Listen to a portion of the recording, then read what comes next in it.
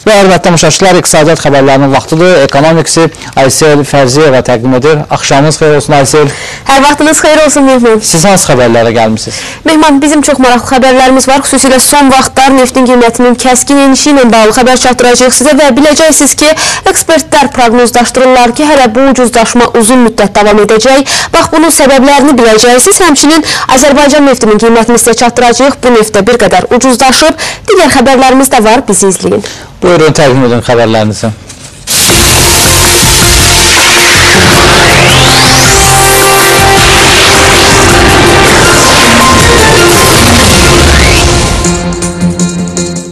İndi isə bir qədər də ətraflı. Azərbaycan nefti ucuzlaşıb. London MT birjasında keçirilən hərraclarda Azərlight markalı Azərbaycan neftinin bir bareli 57 dollar 27 sentə satılıb. Dövlət Neft şirkətindən verilən məlumata görə bu əvvəlki gündəkindən 2 dollar 29 sent azdır. Yaxın gələcəkdə sahibkarlığa kömək milli fondunun kreditlərindən istifadə üzrə faizlərdə və şərtlərdə hər hansı dəyişiklik gözlənilmir. Fondun icraçı direktoru Şirzad Abdullayev bu barədə məlumat verib, bildirib ki, sahibkarlığa kömək milli fondu ölkədə və dünyada ən aşağı faizlə kredit verən təşkilatdır. Elə bu səbəbdən də hazırki faiz və şərtlərə hər hansı dəyişikliyə ehtiyac yoxdur. Bu günlərin güzəştli kreditlər banklara, bank olmayan kredit təşkilatlarına 1% verilir.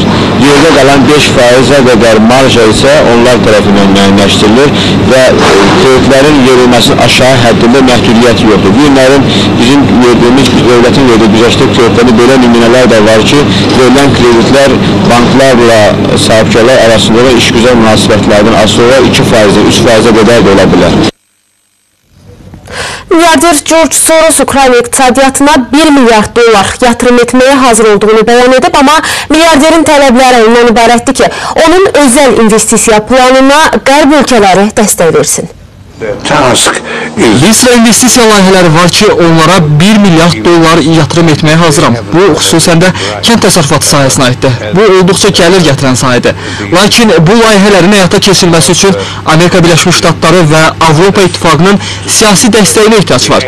İlk növbədə Minsk razılaşmalarının şərtlərinin yerinə yetiriləcəyinə zəmanət verilməlidir. Ukrayna iqtisadiyyatına ayrılan 50 milyard avroluq investisiya həmin ölkənin inkişafına böyük töhfə olardı. Avropa İttifaqı Yunanistan problemi üzərində baş sındırarkən rəsmi Kiyevə əlavə maliyyə yardımı ayırsa daha yaxşı olardı. İranın nüvə proqramına dair beynəlxalq altılığın birgə razılaşma əldə etməsi dünya bazarında neftin qiymətlərinin yenidən aşağı düşməsinə gətirib çıxara bilər. Analitiklərin fikrincə bugün tərəflər arasında anlaşmadan sonra iyunun 1-də müqavilənin imzalanması baş tutacaq. Sazişdən sonra isə İrana qarşı sanksiyalar aradan götürüləcək və bu halda İran dünya bazarına indiyədək 1 milyon barelədək məhdudiyyət qoyulmuş neftdən daha artıq yanacaq çıxaracaq. Təbii ki, iyunun 1-dən tez olmayaraq İran məhdud olunmuş çərçivədən artıq nefti dünya bazarına çıxara bilməyəcək. Lakin sanksiyaların aradan götürüləcəyi halda bu baş verəcək. İlkin variantlardan biri İranın tankerlərdə yığılıb qalmış neftini satışa çıxarmaqdır. Bu isə təxminən 13 milyon barel neft deməkdir.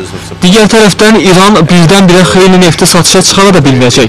Çünki sanksiyalar ərzində texnoloji proseslərdə geriləmə meydana gəlib ki, onu aradan götürmək üçün bir müddət vaxt lazım gələcək. Bizim proqnozumuza əsasən İran dünya neft bazarına hələlik əvvəlkindən gündəlik 200-300 min barel artıq neft çıxarmaq imkanı olacaq. İranın neft sahəsinə investisiyalara ehtiyacı var.